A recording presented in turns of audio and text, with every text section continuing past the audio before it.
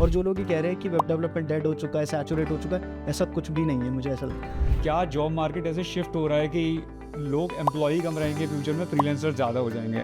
But अगर अभी current situation की बात करूँ तो फिर से जॉब मार्केट रिवाइव कर रहा है। तो करंट जॉब मार्केट मतलब एक्सपीरियंस कैंडिडेट्स के लिए ऑलरेडी पिक हो गया है और फ्रेशर्स के लिए भी पिक होने वाला है, बिकॉज वो अभी जॉब वो लोग प्लेस हो जाएंगे तो फ्रेशर्स के भी जॉब स्टार्ट हो जाएंगे। आपका रिज्यूमे सेलेक्ट हो गया है और आपके पास स्किल्स है तो फिर वो मैटर नहीं करता।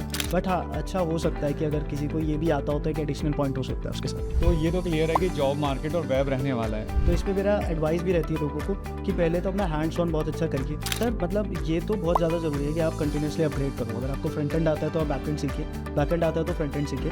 मूनलाइटिंग को लेकर तो मुझे लगता है कि अगर आप एक सॉफ्टवेयर इंजीनियर हो और आप कहीं पढ़ा रहे हो हाँ। तो आपकी लर्निंग ही होगी पढ़ाने में। आप रिसर्च करोगे, लोगों को पढ़ाओगे। कि इंटरव्यू में ना एक ऐसा पॉइंट आता है जब इंटरव्यूअर को पता होता है कि आप वो पार्ट नहीं कर पाओगे।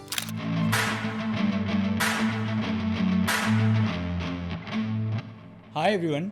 तो लास्ट वीडियो में हमने वेब डेवलपमेंट की बात की थी सौरभ के साथ and you all love that video too much, we got great response.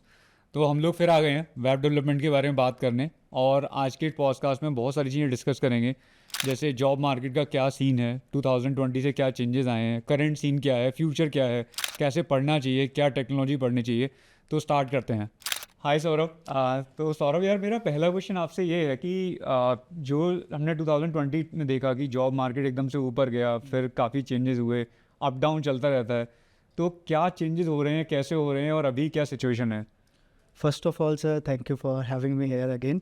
सो अगर हम सिचुएशन की बात करें जो 2020 में थी, तो 2020 में हमने देखा था कि बहुत सारी कंपनी बहुत अच्छे से बहुत ज़्यादा हायरिंग चल रही थी। एंड इसके साथ साथ हमने ये चीज़ फोकस करी थी कि कंपनीज मतलब आपके पास अगर कम स्किल्स भी है तो कंपनीज एकदम से हायर कर रही थी, क्योंकि कोविड का टाइम था, एकदम से सॉफ्टवेयर की बहुत ज़्यादा डिमांड आ रही थी and they use to hire very quickly. But situation धीरे धीरे चेंज होने लगी। धीरे धीरे लोगों को पता लगने लगा कि जब सॉफ्टवेयर थोड़ा सा बिल्डअप हो गए एंड जब लॉकडाउन थोड़ा सा खुला, तब ये चीज़ पता चली कि अब सॉफ्टवेयर इंजीनियर्स है हमारे पास। तब या तो थोड़ा सा ले ऑफ हुआ या फिर जो जिन लोगों की हायरिंग होनी थी उनको बेंच पीरियड इंक्रीज़ हुआ, कई लोगों के ऑफर भी रिव्यू हुए। हमें ये सारी सिचुएशंस काफ़ी ज़्यादा सुनने को मिली थी। बट उसके बाद एक चीज़ और हुई कि यूएस में रिसेशन आया। यूएस में रिसेशन आने के बाद जो हमारी इंडस्ट्रीज, जो हमारी कंपनीज डिपेंडेंट थी, जैसे TCS, इन्फोसिस, जो सर्विस बेस्ड कंपनी थी, जितनी भी डिपेंडेंट थी यूएस के वर्क पे, वो सारी की सारी उन्होंने हायर करना कम कर दिया। तो ये सिचुएशन सबसे ज़्यादा फेस हुई हमारे 2020 से लेकर 22-23 तक। बट अगर अभी करंट सिचुएशन की बात करूँ तो फिर से जॉब मार्केट रिवाइव कर रहा है। मुझे ऐसा लग रहा है कि अभी बहुत सारी जॉब्स एकदम से आती जा रही है। नहीं, इनफैक्ट ये फैक्ट है। अगर हमारी टेक टीम में भी देखो, पहले हमारे बीच में एक टाइम आता था कि लोग इतने ऑफर्स, रेजिग्नेशंस नहीं आ रहे थे। Now people in our tech team are also getting really good offers from other companies and we run a job portal also. Job portal पे भी काफ़ी सारे जॉब आने लग गए हैं अभी, काफ़ी सारे कंपनी से हमारी बातचीत चल रही है। स्पेशली एक्सपीरियंस वाले जॉब ज़्यादा बढ़े हैं, फ्रेशर वाले शायद उतने अभी नहीं बढ़े हैं। सर फ्रेशर्स वाले एक्चुअली क्या हुआ है कि मार्केट में बहुत सारे लोग हो गए। तो पुराने वाले जो लोग थे जिनको लेट्स से कि बड़ी कंपनी से निकाल दिया गया था, वो लोग भी अब जॉब्स ढूंढ रहे हैं। तो कंपनीज के पास ऑप्शंस है कि या तो वो फ्रेशर को हायर कर रहे हैं या फिर एक्सपीरियंस भी ऑलमोस्ट उसी पैकेज पे मिल रहे हैं। तो इस वजह से मुझे ऐसा लगता है कि ऐसा हो रहा है कि फ्रेशर्स के लिए जॉब्स कम आ रही है। बट ऐसा नहीं है कि फ्रेशर्स के लिए जॉब्स नहीं है। There are a lot of opportunity जहाँ पे जाके वो लोग जॉब्स ले सकते हैं। तो करंट जॉब मार्केट मतलब एक्सपीरियंस कैंडिडेट्स के लिए ऑलरेडी पिक हो गया है और फ्रेशर्स के लिए भी पिक होने वाला है, बिकॉज वो अभी जॉब वो लोग प्लेस हो जाएंगे तो फ्रेशर्स के भी जॉब स्टार्ट हो जाएंगे थोड़ा। हाँ, मतलब मुझे ऐसा लग रहा है कि और जिसके पास स्किल्स है ना, मतलब अगर कंपनी में आपका रिज्यूमे सेलेक्ट हो गया है और आपके पास स्किल्स है तो फिर वो मैटर नहीं करता कि आप फ्रेशर हो या एक्सपीरियंस हो। ऑब्वियसली थोड़ा बहुत फ़र्क तो ऑब्वियसली रहता है, बट इतना ज़्यादा फ़र्क नहीं पड़ता फिर।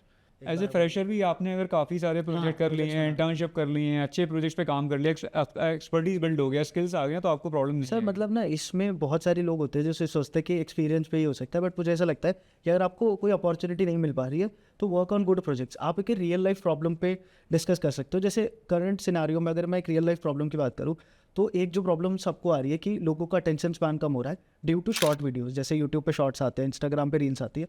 तो वहाँ पे क्या है कि लेट्स से कोई स्टूडेंट अगर उसको देखता है तो उसके 2-3 घंटे कब जाके वेस्ट हो जाते हैं पता ही नहीं लग रहा। तो इसमें क्या कर सकता है कोई, अगर किसी ने एक ऐसा प्लेटफॉर्म बिल्ड कर दिया जहाँ पे सिर्फ एजुकेशनल रील्स ही आ रही है और वो अपनी लाइक से जॉनर डिसाइड कर सकता है कि मेरे को कोडिंग की देखनी है या फिर मुझे मशीन लर्निंग के ऊपर देखना है। तो वो वहाँ से क्या होगा कि हम एक रियल लाइफ प्रॉब्लम को सॉल्व कर पा रहे हैं और उस पर अगर लोग आना स्टार्ट कर रहे हैं तो वो आपके लिए जो प्रोजेक्ट है वो बेसिकली आपके एक्सपीरियंस के बराबर हो चुका है।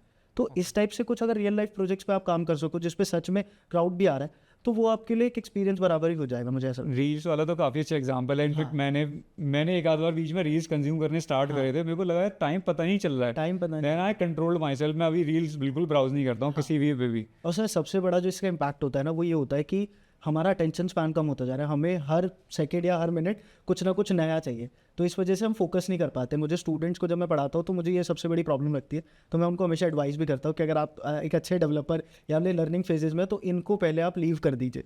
Okay right. अभी अगर हमने करंट की बात कर ली, लेकिन फ्यूचर क्या लगता है आपको? जैसे एआई वाला इम्पैक्ट है और बहुत सारी चीज़ें हैं कि जॉब मार्केट का, वेब डेवलपमेंट का क्या फ्यूचर रहने वाला है?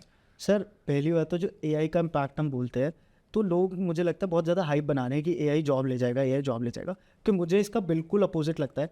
मुझे ऐसा लगता है कि जैसे करंट सिनारियो अगर हम इंडिया की बात करें, तो इंडिया में अभी बहुत सारी ऐसी इंडस्ट्रीज़ है जो अभी ऑनलाइन आई ही नहीं है, और एआई के आने के बाद वो सारी इंडस्ट्रीज़ ऑनलाइन आएंगी, क्योंकि एआई के बाद आपकी इंटरनेट एक्सेसिबिलिटी और ईजी हो जाएगी, आपको वेबसाइट्स बनाना और ईजी हो जाएगा, तो जितने भी बिजनेसेस हैं वो ऑनलाइन आएंगे। और जब एक लेवल के बाद ना, एक छोटे से लेवल के बाद एआई काम करना बंद करता, तब मुझे ऐसा लगता है कि उसकी कैपेबिलिटीज़ नीचे हो जाती है, और फिर जब ह्यूमन इंटरफेरेंस ज़्यादा काम करता है, तो वहाँ पर डेवलपमेंट की जॉब्स बहुत ज़्यादा इंक्रीज ही होने वाली है। जैसे अभी ओला का एक एग्जांपल ले, तो उन्होंने अपना मैप्स बिल्ड कर लिया है, उन्होंने अपना क्लाउड बिल्ड कर लिया है, तो वहाँ पर उनको ह्यूमन एक्सपर्टीज़ ज़्यादा चाहिए। एआई से वो चीज़ें नहीं बन सकती, और मुझे ऐसा लगता है अब इंडिया सर्विस बेस से निकलकर प्रोडक्ट बेस में ज़्यादा जाएगा, तो इंडिया में तो अपॉर्चुनिटीज़ फॉर श्योर बहुत ज़्यादा इंक्रीज होने वाली है। और जो लोग ये कह रहे हैं कि वेब डेवलपमेंट डेड हो चुका है, सैचुरेट हो चुका है, ऐसा कुछ भी नहीं है, मुझे ऐसा लगता है। इंडिया को लेके तो मैं भी बहुत पॉजिटिव हूँ यार। जिस तरह से चीज़ें यहाँ पे ग्रो कर रही हैं, मतलब डेफिनेटली फ्यूचर है यहाँ पर। अगर आप यहाँ पे टाइम और एनर्जी इन्वेस्ट करोगे तो आपको रिटर्न्स मिलेंगे। इस तरह से ग्रोथ हुआ है पिछले कुछ सालों में, तो that's definitely very good thing. और जो आपने एक चीज़ बोली ना कि इंडिया के प्रोडक्ट्स बन रहे हैं, वो मतलब हो रहा है एक्चुअली। मतलब Ola is a great example, the way they pulled off multiple things. I mean it was really great to see. और सर एक चीज़ आप देखोगे कि यूएस में रिसेशन आता है, यूएस में रिसेशन था, तो जो कंपनीज यूएस के साथ डील कर रही थी वो लोग उन्होंने हायर करना बंद करा, बट इंडियन स्टार्टअप्स में या फिर इंडियन कंपनीज में अभी भी रिसेशन नहीं है, and they are recession proof, और वो अच्छे से अभी भी उसी लेवल पे ग्रो कर रहे हैं।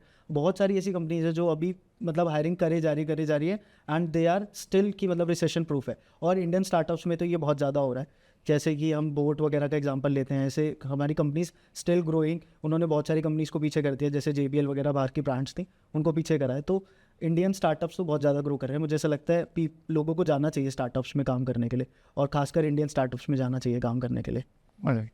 सो my next question Saurabh is about freelancing and moonlighting. तो पहले मैं डिफाइन कर देता हूँ टर्म्स। मून लाइटिंग होता है कि कहीं आप जॉब कर रहे हो, साथ में आप कहीं दूसरी कंपनी में भी, या कहीं अपना पढ़ा रहे हो या कुछ और काम कर रहे हो वीकेंड्स पे या आफ्टर ऑफिस आवर्स। फ्रीलांसिंग में है कि आप कहीं जॉब नहीं कर रहे हो, आप मतलब कुछ सी चीज़ में एक्सपर्ट हो या कोई सर्विस कंपनी को दे रहे हो, एंड यू आर चार्जिंग पर contract basis, per hour basis, या फिर कोई प्रोजेक्ट बेसिस। तो पहले कंपनी क्या करते थे कि मून लाइटिंग को बहुत बैड तरीके से देखते थे, कई सारे लोग फायर भी हो जाते थे। कोई एक न्यूज़ भी आई थी एक बीच में बहुत बड़ी कंपनी, इंडियन कंपनी को लेके। लेकिन अभी कंपनीज फ्रीलांसर्स को हायर कर रहे हैं, फ्रीलांसर्स को ऑनबोर्ड कर रहे हैं। तो इस पर आपका क्या व्यू है? मतलब फ्रीलांसिंग, मून लाइटिंग अच्छी चीज़ है, जॉब करनी चाहिए? और एक जो लोग क्वेश्चन पूछते हैं बहुत ज़्यादा कि क्या जॉब मार्केट ऐसे शिफ्ट हो रहा है कि लोग एम्प्लॉई कम रहेंगे फ्यूचर में, फ्रीलांसर ज़्यादा हो जाएंगे? सर मतलब दोनों का पर्सपेक्टिव काफ़ी अलग है। एक परमानेंट एम्प्लॉय का पर्सपेक्टिव अलग होता है, और एक फ्रीलांसर का अलग होता है। सो पहली बात तो ये कि जो कंपनीज पहले निकाल रही थी, अब वो कंपनीज हायर कर रही है। बट मतलब मेरे को ऐसा लगता है कि जो कंपनी रिसर्च करती है, जिनके रिसर्च पेपर है, कुछ पेटेंट्स है, वो शायद अलाउ ना करे, तो इट्स मेकिंग अ सेंस कि वो सेंस बनाता है कि आप नहीं करने दे रहे किसी को फ्रीलांसिंग या मून लाइटिंग।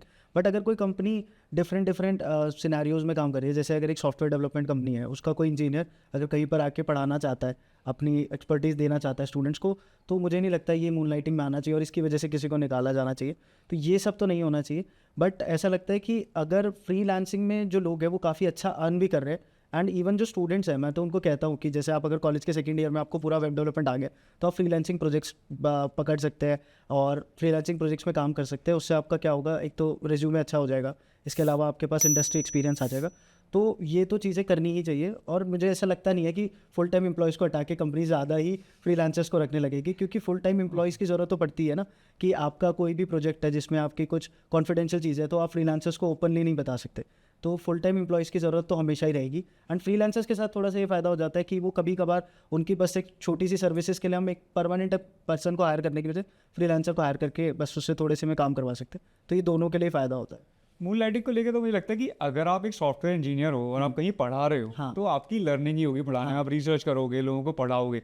आप कॉम्पिटेटिव कंपनी में जाना जनरली कंपनी अलाउ नहीं करते, वो वैलिड पॉइंट भी है, लेकिन अगर आप एक डिफरेंट टाइप के वर्क कर रहे हो और आप वीकेंड पे कर रहे हो, अपने पैशन से पढ़ा रहे हो, तो that should be allowed ideally. हाँ, वो तो अलाउ होना ही चाहिए। तो सौरभ ने बात कर ली कि यार जॉब मार्केट तो रहने वाला है और करंट में तो जॉब्स काफ़ी ग्रो कर रही हैं। इनफैक्ट बिल गेट्स ने भी कहा था कि AI won't impact job market that much actually, and jobs are picking up in the software industry. तो ये तो क्लियर है कि जॉब मार्केट और वेब रहने वाला है। नाउ अब मुझे अगर वेब डेवलपर बनना है तो 2024 में मुझे क्या क्या टेक्नोलॉजी सीखनी चाहिए और कैसे सीखनी चाहिए? सर पहली बात तो अगर कैसा सीखना चाहिए तो मैं बोलूँ तो प्रोजेक्ट बेस्ड लर्निंग होनी चाहिए। एंड अगर हम बिगनर के रोड मैप की बात करें तो बिगनर का रोड मैप तो हमेशा सेम ही रहने वाला है। जैसे कि आपको पहले स्टार्टिंग करनी पड़ेगी HTML CSS से, उसके बाद आप कुछ फ्रेमवर्क बीच में इंक्लूड कर सकते हैं, बूटस्ट्रैप या टेलविंड काफ़ी पॉपुलर हो रहे हैं। तो पहले इनके साथ शुरुआत करिए, थोड़ा सा अच्छा हो जाइए डिज़ाइनिंग में। मैं ये नहीं कहता कि बहुत ज़्यादा एनिमेशन वगैरह सीख लीजिए शुरुआत में, बस थोड़ा सा आपको एक छोटे मोटे डिज़ाइन बनाना आ जाना चाहिए। उसके बाद गो फॉर जावास्क्रिप्ट। जावास्क्रिप्ट को अपना बैकबोन बनाओ, बहुत ज़्यादा उसमें मेहनत करो और बहुत अच्छे अच्छे प्रोजेक्ट्स बनाओ।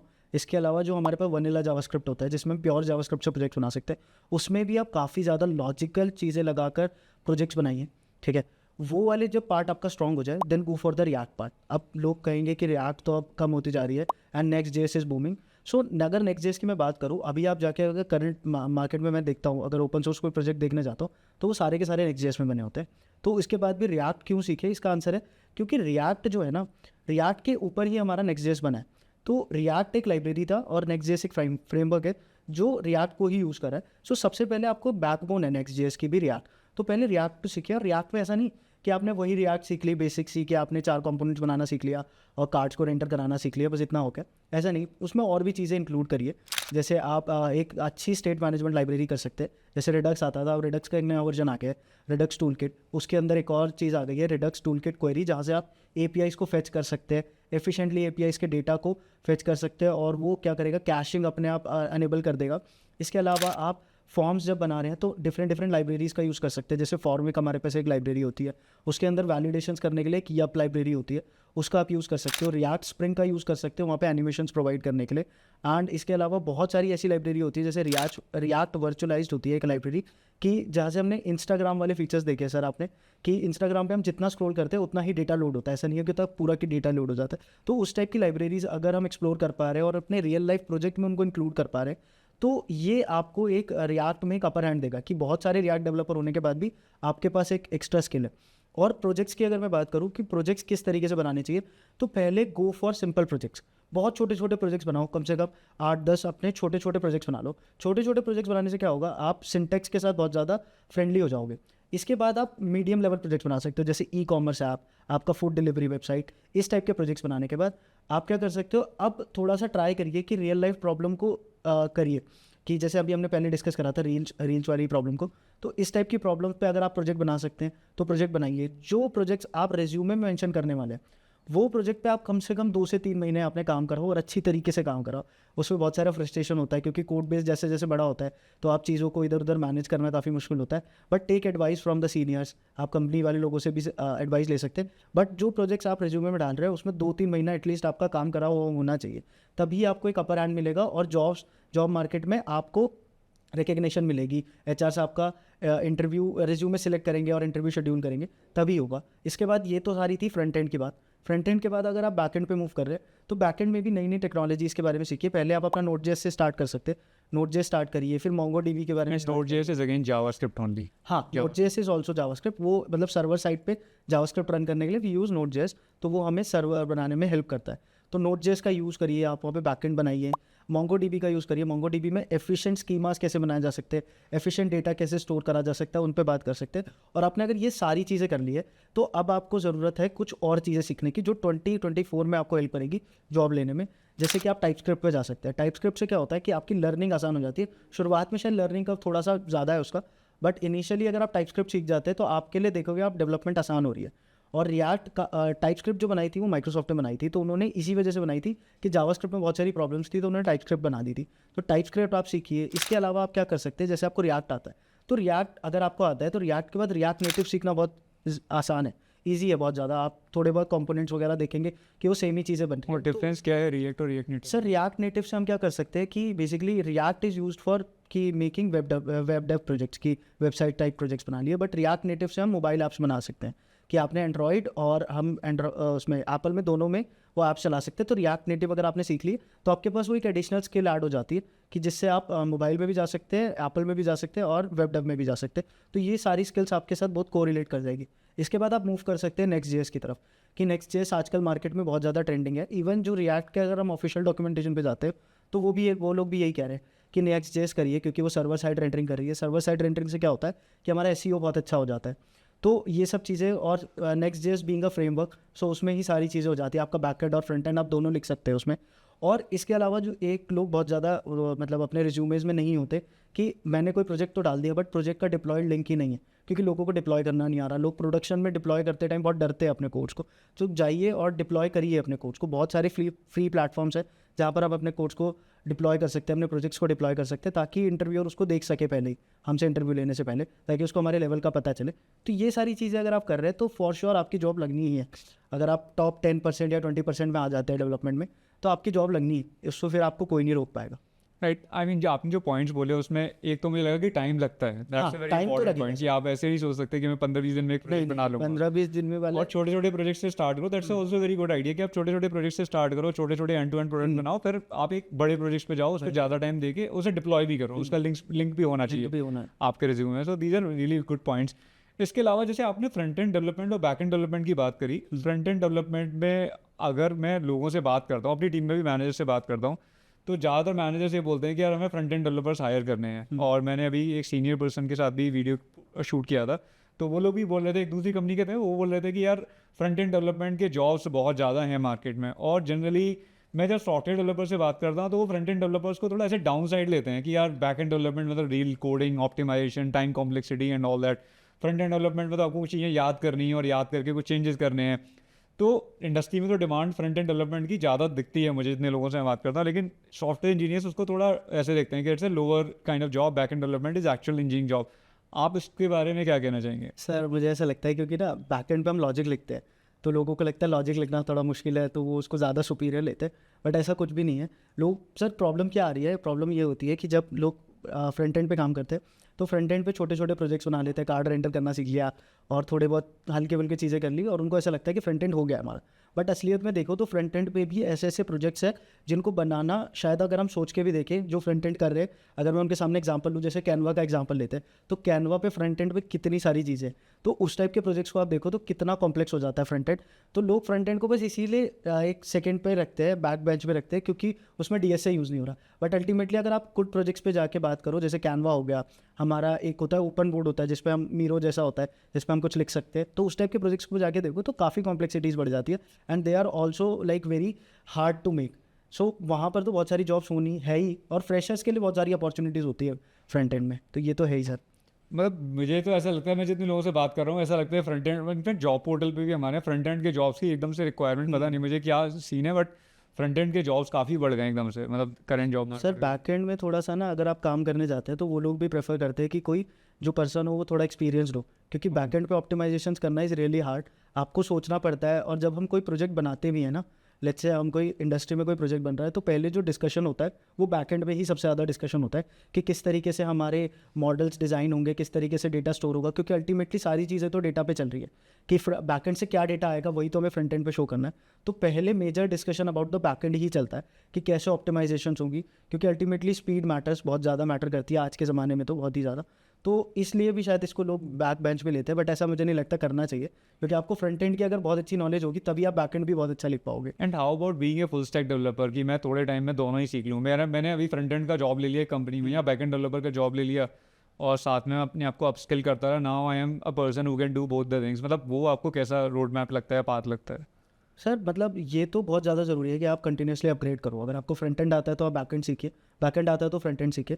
फुल स्टैक डेवलपर तो मतलब मेरे को बहुत अच्छे कोड्स लिख सकता है, क्योंकि उसको पता है कि फ्रंट एंड पे क्या कॉम्प्लेक्सिटीज़ है, बैक एंड पे क्या कॉम्प्लेक्सिटीज़ है, तो वो दोनों का एक मिक्सचर बता सकता है। नहीं तो क्या होता है कि बहुत सारा टाइम हमारा मीटिंग्स में निकल जाता है जब हम प्रोजेक्ट्स बनाने स्टार्ट करते हैं, कि फ्रंट एंड वाले कहते हैं कि ये इस तरीके से बनेगा, बैक एंड वाले कहते हैं ये इस तरीके से बनेगा, फिर वो चीज़ समझ नहीं आती अगर दोनों का नॉलेज ना हो। तो being a full stack developer आपके लिए बहुत सारी अपॉर्चुनिटीज़ भी खोलता है।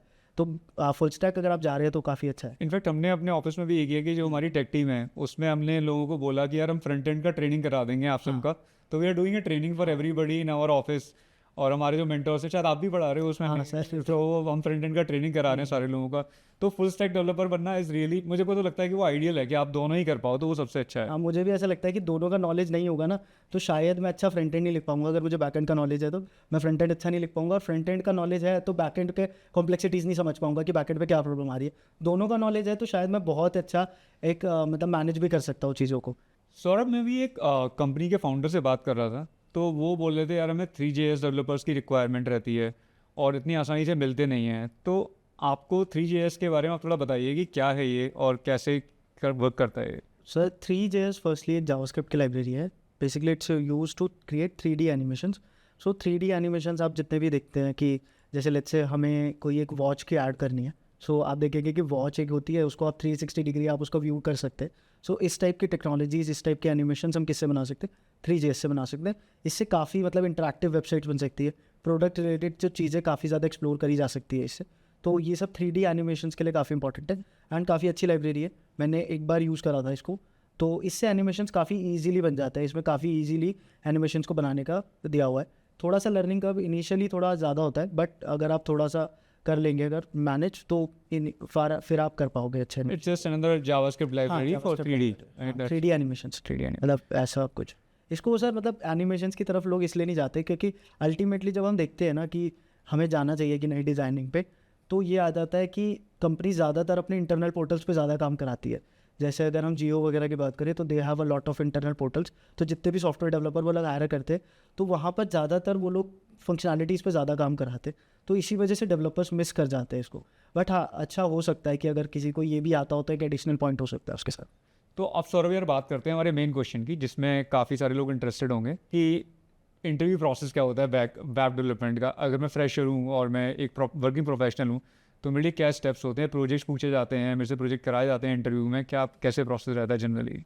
सर इस क्वेश्चन का आंसर देने से पहले मैं आपको एक छोटा सा एक्सपीरियंस बताता हूँ जो मेरा यहीं पे हुआ था। क्या होता है कि जब हम इंटरव्यूज़ देने जाते हैं तो हमें एक छोटा सा प्रोजेक्ट मिलता है करने के लिए and they give some time limit. So इसमें 2-3 दिन में आपको एक प्रोजेक्ट करना होता है, तो मैं उसकी प्रैक्टिस करा रहा था। So we have completed the React part and मैंने बोला कि आज फ्राइडे है एंड फ्राइडे को मैं आपको एक प्रोजेक्ट दे रहा हूँ एंड जस्ट उसको मंडे को मेरे को करके दिखा देना। तो वो क्लास में बहुत सारे बच्चे थे बट उनमें से सिर्फ 2 से 3 लोग उस मंडे तक उसको करके ला पाए। बाकी सब लोगों ने करा बट उनको बहुत टाइम लग गया था प्रोजेक्ट्स बनाने में। तो ये चीज़ होती है, लोगों को लगता है कि हमने कर लिया और हम कर लेंगे, बट ऐसा हो नहीं पाता है। इंटरव्यू प्रोसेस आजकल ऐसा हो रहा है कि आपका रिज्यूमे सिलेक्ट होता है, रिज्यूमे सिलेक्ट होने के बाद आपका एक एचआर से शायद कॉल होता है, कॉल होने के बाद यू गेट आपको एक मशीन कोडिंग राउंड के लिए या फिर एक असाइनमेंट मिलता है। एक असाइनमेंट मिलने के बाद you have to complete that assignment in 2 और 3 डेज, मैक्सिमम 3 डेज तक होता है। उसमें आपको एक पूरा का पूरा, ऑब्वियसली वो पूरा का पूरा आपको दे देते हैं मर्न स्टैक पूरा डेवलप करने के लिए। तो आपको मर्न स्टैक की काफ़ी अच्छी नॉलेज होनी चाहिए, आपको पता होना चाहिए ऑथेंटिकेशन, ऑथराइजेशन, मेनली ये चीज़ें मिलती है। इसके अलावा फिर आपका अगर ये सिलेक्ट हो जाता है प्रोजेक्ट, इसको रिव्यू करा जाता है, ये अगर प्रोजेक्ट सिलेक्ट हो जाता है then you go for a live round, जहाँ पर जो सबसे इंपॉर्टेंट होता है, जहाँ पर आपसे मशीन कोडिंग राउंड जिसको कहा जाता है, वहाँ पर जाकर वो आपसे मेनली चीज़ें करवाते हैं। मशीन कोडिंग राउंड में क्या होता है, आजकल ये क्यों पॉपुलर हो रहा है पहले तो ये क्योंकि लोगों को जो टास्क मिलते हैं वो ज़्यादातर एआई की हेल्प से बना लेते हैं या कॉपी कर लेते हैं लोग कहीं ना कहीं से। इस वजह से एक मशीन कोडिंग राउंड आया है जिसमें वो क्या करते हैं कंपनी, जैसे लेट्स से उन्होंने फ्लिपकार्ट खोला तो बोल दिया कि फ्लिपकार्ट का चलो सर्च बार बना के दिखा दो पूरा, उसमें आपको डीबाउंसिंग, थ्रॉटलिंग ये सब इंप्लीमेंट करके दिखाना पड़ेगा। या फिर उन्होंने बोल दिया क्राउजल होता है हमारे पास, तो क्राउजल इंप्लीमेंट करके दिखा दो पूरा का पूरा। या फिर उन्होंने कुछ सिमिलर टास्क दे दिए। तो इस टाइप के टास्क आजकल बहुत पॉपुलर हो रहे हो जिसको आपको मतलब 40-45 मिनट्स में करना पड़ता ही है। और वो आपको अगर हार्ड टास्क दे रहा है तो वो आपको हेल्प भी करता है उस टास्क में, आप उसके साथ डिस्कस करते हुए टास्क कर सकते हो कि मुझे ये लग रहा है, तो वो अपने सामने से भी कुछ इनपुट देता है। तो इस पर मेरा एडवाइस भी रहती है लोगों को कि पहले तो अपना हैंड्स ऑन बहुत अच्छा करिए, रिएक्ट या फिर कोई भी टेक्नोलॉजी जो भी आप कर रहे हैं उस पर हैंड्स ऑन अच्छा होना चाहिए। इसके बाद आप ना जब भी इंटरव्यूअर के साथ ये से प्रोजेक्ट कर रहे हैं तो उसको भी इन्वॉल्व करिए उस प्रोजेक्ट में, क्योंकि कहीं पर आप अटकोगे तो वो आपकी हेल्प कर देगा। और वो बैठा बैठा मतलब बोर ही होगा, तो आप उसको अगर इन्वॉल्व कर लोगे तो उसको भी अच्छा लगेगा वो, और हो सकता है आपका वो टास्क भी कंप्लीट हो जाए। और इसके अलावा एक चीज़ जो मैंने फेस करी है बहुत सारे इंटरव्यूज़ में और सुना भी है कि इंटरव्यू में ना एक ऐसा पॉइंट आता है जब इंटरव्यूअर को पता होता है कि आप वो पार्ट नहीं कर पाओगे, सो वो वहाँ पे देखना चाहता होता है कि ये प्रेशर कैसे हैंडल करेगा। तो मैं बोलना चाहूँगा सबको कि प्रेशर को हैंडल करने के लिए आप सबसे क्या करिए, काम रहिए जब भी आप ऐसे किसी पॉइंट पर अटक जाते हैं जहाँ पर आपको कुछ नहीं आता, and try to find solutions, बस सोल्यूशंस को ढूंढते रहिए। तो यही मेन होता है कि हमारा जो इंटरव्यू प्रोसेस होता है, तो इसमें मशीन कोडिंग राउंड काफ़ी इंपॉर्टेंट होता है। वैसे 45 मिनट्स में इतना सब कुछ करना बहुत मुश्किल है यार, बहुत प्रैक्टिस भी चाहिए उसके हाँ, लिए, मतलब मतलब सर आपको बहुत बहुत प्रैक्टिस करनी पड़ेगी काफ़ी तब आप कर पाओगे 45 मिनट्स में। और इसमें भी हमें ये नहीं पता कि कौन सी चीज़ आने वाली है, क्योंकि अराउंड हमें कोर्स बना रहे हैं अभी जिसके अंदर फ्रंट एंड इंटरव्यू के नाम से, जिसमें हम सारे ये प्रोजेक्ट्स को डिस्कस कर रहे हैं, बट यू नेवर नो कि कब कौन सा किसका क्या दिमाग में क्या चीज़ आ जाए और वो क्या चीज़ प्रिपेयर करके आया हो। तो हम भी ऐसा कुछ कोर्स बना रहे हैं जहाँ पर हम सारी टेक्नोलॉजी इन सारे प्रोजेक्ट्स को ऑलमोस्ट डिस्कस कर रहे हैं, एंड इनसे रिलेटेड ही कुछ चीज़ें आएंगी आपके पास। सो ये आजकल सर लेवल बढ़ेगा ही सर, जब लोग ज़्यादा बढ़ रहे हैं तो लेवल्स बढ़ रहे हैं, और आपको इसी अकॉर्डिंग वो आपको लाइब्रेरी तो बिल्कुल पता होनी चाहिए। अगर आपने टाइम वेस्ट कर दिया इसी में सर्च करने में, पता करने में, देन तो एक्सपेरिमेंट करने में, वहीं पे तो आपको बिल्कुल पता होनी चाहिए लाइब्रेरी कौन सी यूज़ करनी है, कैसे काम करती है, तभी आप कर अभी पाओगे। सर जो हमारे करंट बैचेस चल रहे हैं ना, जो वेब डेवलपमेंट के बैचेस चल रहे हैं, जैसे मैं जो उसमें पढ़ाता हूँ, तो हम उसमें एक्स्ट्रा क्लासेस करके इन मशीन कोडिंग राउंड्स का भी प्रिपरेशन कराते हैं कि हमने 2-3 चीज़ें हमने बनवा दिया, और कुछ कॉन्सेप्ट्स को यूज़ करके एक्स्ट्रा कॉन्सेप्ट भी कराए वहाँ पर, तो उनसे स्टूडेंट्स को काफ़ी ज़्यादा फ़र्क पड़ा है। 2-3 लोगों की इंटर्नशिप्स लगी है, जैसे कि IIT खड़गपुर वगैरह में ऐसे काफ़ी सारे केसेस भी आए हैं ये वाली मशीन कोडिंग राउंड की प्रैक्टिस कराने के बाद हमारे बैचेस में। ये तो हमने भी as a interview process start कर दिया है कि we give some small projects and we ask people, जो लोग भी सेलेक्ट होते हैं पहले राउंड के बाद, हम उनको बोलते हैं प्रोजेक्ट कर लो आप, हाँ। मतलब 1 दिन का, कहीं पे 2 दिन का, या फिर शॉर्ट टाइम देके उनसे वो प्रोजेक्ट कराने की कोशिश करते हैं। हाँ, तो यहाँ पर ना आपकी वो प्रैक्टिस होना बहुत ज़रूरी है कि आपको पता होना चाहिए टेक्नोलॉजीज़ में क्या क्या चल रहा है, क्योंकि 2-3 दिन में आपको प्रोजेक्ट भी बनाना है, and if you are working somewhere, so आप वो जॉब भी नहीं छोड़ सकते ना, किसी और जॉब के चक्कर में आप उसको जॉब को नहीं छोड़ सकते, आपके पास बहुत सारे काम है। सो आपकी प्रैक्टिस इतनी स्ट्रांग होनी चाहिए कि आप 2-3 दिन में उस प्रोजेक्ट को अच्छा भी बनाओ और ऑप्टिमाइज्ड भी बनाओ, क्योंकि बहुत सारे लोग उस सेम प्रोजेक्ट को सबमिट करने वाले हैं। यू नेवर नो कि किसकी क्या स्किल्स है, तो आपके पास ये प्रैक्टिस बहुत अच्छी होनी चाहिए। और वेब डेवलपमेंट ऐसा नहीं है कि सर 2-3 महीने में हम सीख जाते हैं, मुझे ऐसा लगता है टाइम लगता है, और लगाना भी चाहिए टाइम, अगर आप एक अच्छी अपॉर्चुनिटी को सीखो। वो तो किसी भी चीज़ में टाइम लगता है। अगर आपको, अगर वो बिल्कुल हैंड्स ऑन इतना एक्सपर्ट बनना है कि आप लोगों से अच्छा कर पाओ और इतने टाइम बाउंड लिमिट सिचुएशन में कर पाओ, तो आपको बहुत प्रैक्टिस और बहुत टाइम देना पड़ेगा। और मतलब अच्छी जॉब्स अगर चाहिए, फिर लोग पता है क्या कहते हैं सर, जब यहाँ पे जॉब्स नहीं लगती ना, तो लोग कहते हैं सैचुरेट हो गया है मार्केट, हमारा इंटरव्यू शेड्यूल नहीं हो पा रहा है। बट आप देखिए ना, कंपटीशन बढ़ा है, सैचुरेट कभी नहीं होता कोई मार्केट, मुझे ऐसा लगता है। सैचुरेट तो हर एक चीज़ है, मतलब आप अगर रेस्टोरेंट का बिजनेस भी खोलने जाओगे तो आपको दिखेंगे यार बहुत सारे रेस्टोरेंट है, आप फार्मेसी का बिजनेस। और इंजीनियरिंग में ऐसा होता है कि ऐसा नहीं है आपकी कभी जॉब, आपकी जॉब लग जाएगी। आप कुछ लोगों को second year, third year, final year तक आते ही उतना एक्सपर्टीज बिल्ड कर लेते हैं। कुछ लोगों को इंजीनियरिंग खत्म होने के बाद समझ में आता है कि मैंने भाई मेहनत नहीं करी, अब मेरी जॉब नहीं है, फिर वो 1 साल कोई कोर्स करते हैं या बहुत मेहनत करते हैं, तब वो 1-2 साल बाद, ऐसा कोई नहीं होता कोई लाइफ टाइम अनएम्प्लॉयड रहेगा। 4 साल इंजीनियरिंग करने वाला लोगों का जॉब लग जाता है, लेकिन इट डिपेंड्स अपॉन यू कि आप कब और कितना हार्डवर्क पुट इन कर रहे हो। और मतलब ऐसा होता है कि सर जॉब लगने के बाद ना कई लोग बिल्कुल फ्री हो जाते हैं कि अब तो जॉब लग गई, अब क्या टेंशन है, हम यहीं पे रहेंगे पूरा टाइम। मुझे ऐसा लगता है जब जॉब में भी आप चले गए हो ना, तब भी कीप हसलिंग और अपने आप की स्किल्स बढ़ाते रहो, क्योंकि यू नेवर नो कि कब आपका ले ऑफ हो जाता है या कब कोई चीज़ें हो जाती है। बहुत सारी चीज़ें ऐसी चेंज होती रहती है, तो अपने आप को इतना ज़्यादा एक्सपर्टीज़ अपनी बिल्ड करते रहो कि आपको अपॉर्चुनिटीज़ की कभी प्रॉब्लम ही ना रहे। वो तो करना, वो तो आज की सिचुएशन में तो बिल्कुल करना पड़ेगा। मतलब आप एक्सपीरियंस हो तो ये नहीं है कि बस जॉब लग गई अच्छी कंपनी में, आप कुछ नहीं है तो लाइफ सेट है, ऐसा कभी नहीं होता। अब लाइफ सेट होने वाला मेरे को लगता है अब खत्म ही हो गया। टेक में तो कभी नहीं होने वाला, आपको हमेशा स्किल करना स्किल पड़ेगा। करना है, पढ़ना है। और अगर मतलब आपके ड्रीम्स है और आप अचीव करना चाहते हो कुछ, तो आपको अपने ड्रीम्स को बड़ा रखने के लिए आप मेहनत तो हमेशा करनी पड़ेगी। Alright, great Saurabh. तो I think this was the last question from my side and really enjoyed talking to you. और आई थिंक काफ़ी लोगों का हेल्प होगा इस वीडियो से, आपने जो इनसाइट्स बताए हैं। आप कुछ फाइनली बोलना चाहेंगे लोगों को? सर मुझे ऐसा लगता है कि बस मेहनत करते रहो और AI से मत डरो, और किसी भी लोगों की बातों पे बताओ, मेहनत करते रहो, आपकी जॉब पक्का लगेगी। श्योर। इनफैक्ट मैं तो हमेशा इसी में बिलीव करता हूँ कि यार अगर आप कोई चीज़ बहुत लंबे टाइम तक करते हो, आप एज ए ह्यूमन बीइंग आप उसमें डेफिनेटली एक्सपर्ट हो जाते हो। तो आप लगे रहो, मतलब 1 महीने नहीं, 2 महीने नहीं, 6 महीने, 1 साल में आपका कहीं ना कहीं अच्छे से सेटल हो ही अच्छा जाओगे। हो जाऊँगा। इधर उधर मत भटको कि आज ये कर रहे हो, कभी फ्रंट एंड, कभी बैक एंड, कभी एंड्रॉइड डेवलपमेंट, ये सब मत करो। एक चीज़ पकड़ के उसमें लगे रहो। बस यही। ठीक है Saurabh, all right. So guys, great talking to Saurabh and I think you must have enjoyed this whole podcast and must have learned a lot out of it. हमने इस वीडियो के डिस्क्रिप्शन में कुछ प्रोजेक्ट्स के लिंक्स डाले हुए हैं, वो आप खुद से ट्राई कर सकते हो। हमने इस पॉडकास्ट में देखा है कि कंपनीज आजकल इंटरव्यू राउंड्स में वही क्वेश्चन, उस टाइप के क्वेश्चंस पूछते हैं कि आपको लिमिटेड टाइम में प्रोजेक्ट करना है। तो as an exercise you can pick those projects and try doing yourself.